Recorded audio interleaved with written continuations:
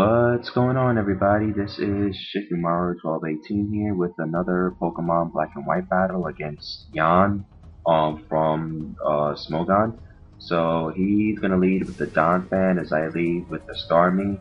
I go for the Ice Beam right away because I thought he was going to set up rocks, but he actually went for Thunder Fang and actually gets the para on my Starmie. So I'm going to be switching out here because I have Natural Cure, obviously, which is the perfect opportunity for him to get the rocks in. So he got rocks set up. He's going to go for the Earthquake because Donphan is useless at this point as I finish Donphan off with Power Whip by Ferrothorn. So now he's going to bring in Heracross. I want to save my Ferrothorn for later, so I bring in Salamence to get the Intimidate off as he goes for the Close Combat. Salamence takes it fairly well. It's one of those bulky sets with Rest, Sleep Talk, Dragon Tail, and Roar. So he's gonna bring in Starmie as I go for the Rest here. So my Salamence is basically in perfect position to do its phasing job for later. So I bring in Ferrothorn because it's the best thing I have for this Starmie, and he goes for Ice Beam that's boosted by the Ice Gem, which was, original, I guess. So he switches in Salamence as I go for the Leech Seed here, and I am going to be leading Ferrothorn in as he goes for the Fire Fang to finish it off. So unfortunately I don't get rocks up myself, but what are you gonna do? Anyway, I bring back in Starmie. I knew he was going to switch, but I thought he was going to switch into his own Starmie. That's why I went for the Thunderbolt. But I get the para on his Heracross, and as you're going to see later, it proved to be very instrumental in this match. So I bring in Salamence as Heracross gets the full para.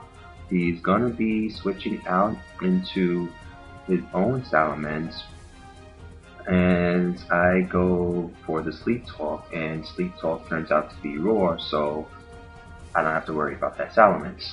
Now I leave my Salamence in because I figured that Latias was one of those bulky sets and therefore wouldn't necessarily be as faster as Salamence, and I was right, as Sleep Talk makes me do Dragon Tail, and I actually get the crit and knock out Latias, so that's really good for me here. I wake up this turn as I go for the Rest to try to set up for phasing again, but he's gonna go straight for the Dragon Claw, and he actually Life Orb as well, so that's gonna be knocking out my Salamence. So I bring in my Starmie again. I go for the Thunderbolt again here, predicting to switch into Starmie again, and this time he actually does. So I was able to knock out that Starmie before I got to do anything, which is good. So he brings in Sceptile, and Sceptile is just going to do a Leaf Blade on my Starmie. There's nothing else that Starmie can do. I brought in Infernape, but he actually goes for the Flying Gem Acrobatics, which is interesting to say the least. Now, I'm going to go for the Leaf Blade on my Terrakion, and my Terrakion is actually going to live with 16 HP. Most likely that's minimum damage, so I'm able to knock it out with a Choice Banded X-Scissor.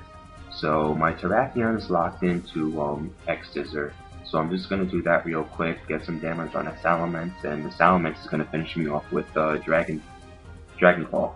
So I bring in my Mew, and this is where it gets really interesting. Mew is my last Pokemon. He goes for the Life Orb Crunch as I live with 56 HP. Do the Psychic on the Salamence to knock it out. 22 HP left. He brings in that Heracross. Now I knew that this Heracross is scarred, but it's paralyzed, so I'm actually able to outspeed and knock it out with the Psychic for the win. So that is a good game, Jan. That was really close. I know that the para on the Heracross basically won me the game, but it still was a really close game nonetheless. So hope you guys liked the video. So I guess rate, comment, sub, and later, guys.